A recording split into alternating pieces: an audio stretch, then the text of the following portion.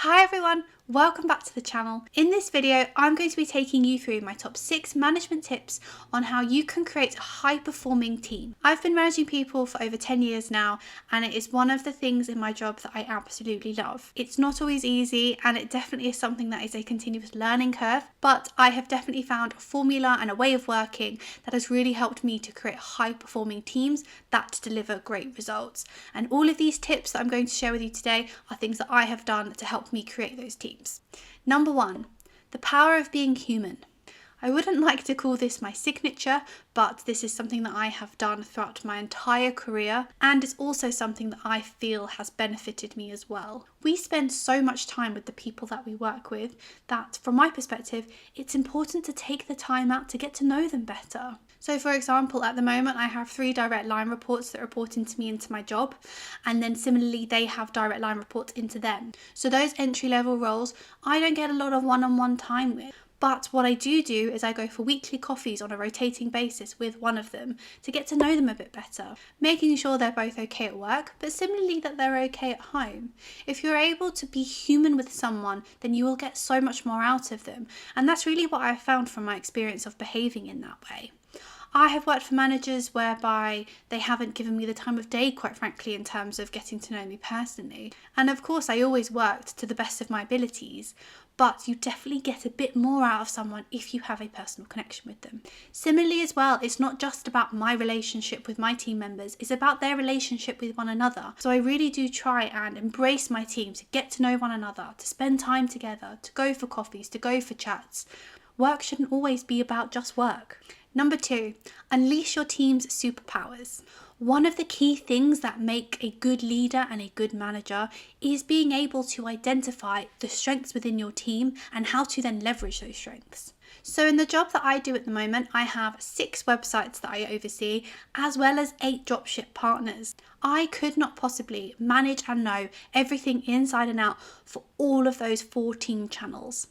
Therefore, I need to be able to rely on my team and on those key team members to deliver the areas that they are responsible for. And I need to make sure that I am empowering them and supporting them in order for them to be able to achieve those goals that are set to them. For example, I have one person in my team currently that is amazing at analytics, and he knows everything inside and out about GA, can literally pull every single piece of information that I ever need him to, and is honestly my rock in that area. Similarly, I have another member of my team who is incredibly commercial, and she is able to get stuff done. I give her a task and she is able to complete it with incredible speed to a great standard, and I trust that she is going to do it well. They both have areas of weakness, but I've understood what their areas of strengths are, and I am leveraging those strengths in order to get the job done. They are also getting autonomy within their role. They are having areas of ownership, they are learning, they are developing, they are feeling as though they are important, and they are contributing to a larger goal, which for most people is incredibly motivating. Number 3, the magic of reward and recognition. I don't think there's anyone who gets rewarded or recognised for something that would ever feel bad or negative afterwards. It is always something that generates a positive response and a positive emotion. And this is something that I really do try and champion within my team.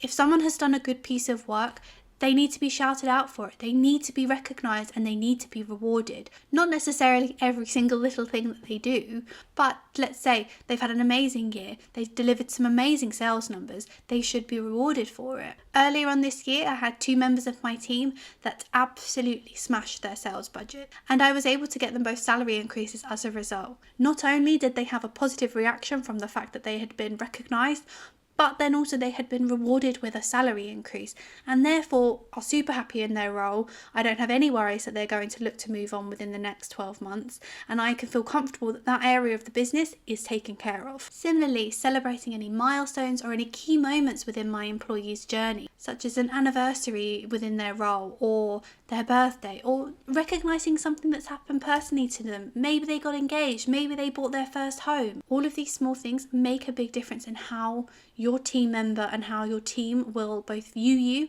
and therefore how they will apply themselves to their work. We also do something at my work which I really like, which is called Thursday Thanks. and the entire digital team get together on a Thursday and we call out someone from another team and thank them for something that they've done that week. So let's say, for example, our design team have put together loads of designs and content for a new launch that we're doing. Then they would be called out in the meeting, and specifically the person that worked on it would be named and thanked in front of everyone.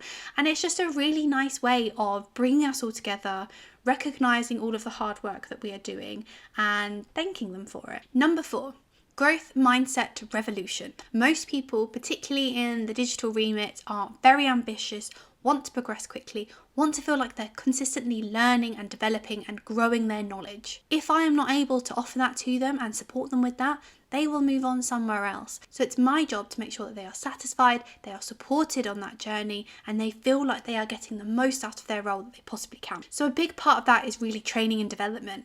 So whether that is something that we get externally, or whether that's something that I can foster within the team and make sure knowledge is being shared more fluidly and frequently, then that is something that is a priority to me, and I need to be making sure that I'm getting done efficiently and quickly in order to make sure that my team are happy and they are able to continue to learn and develop. Number 5, from dreams to reality, setting smart goals. To be honest, I think this is something that should be mandatory and a standard within every company and every manager that has a team.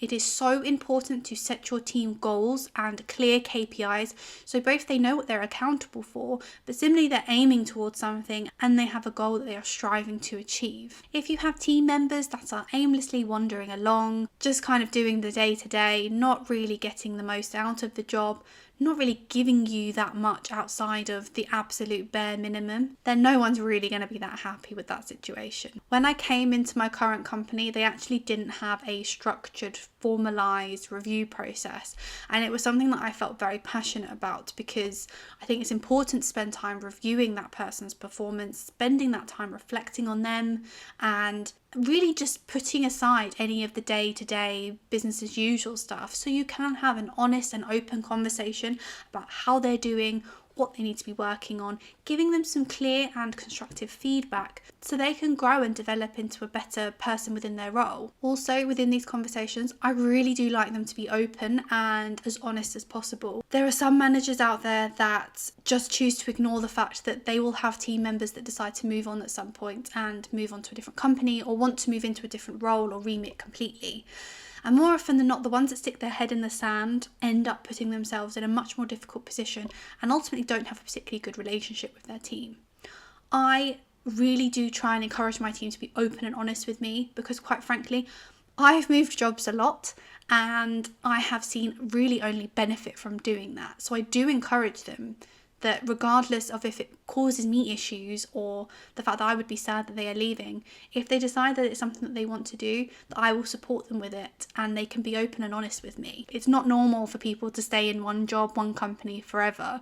So if you're going to be a manager and if you're going to be a good manager and a good leader, you need to get comfortable with people moving on. Building those great relationships now may mean that in the future, when that person has got 1 to 2 years more experience, you may be able to hire them for an even better role and they would love to work with you again because you've had such an amazing relationship with them. And then finally, mastering the work-life harmony. I've been in jobs where my personal time has been respected, but I also have been in jobs where it hasn't been, quite frankly. And I am very conscious of ensuring that I am respectful of people's personal time. In the job that I do, there is sometimes a requirement to work outside of the typical 9 to 5, which is what my team are paid for. But if I ever have to ask any of my team members to do it, it would only be in an absolute emergency. And similarly, I would always then make sure that they take the time back double. Life is hard and work is not everything in someone's life. So if you're able to be compassionate and flexible where necessary, you will have a much more respected relationship with your employees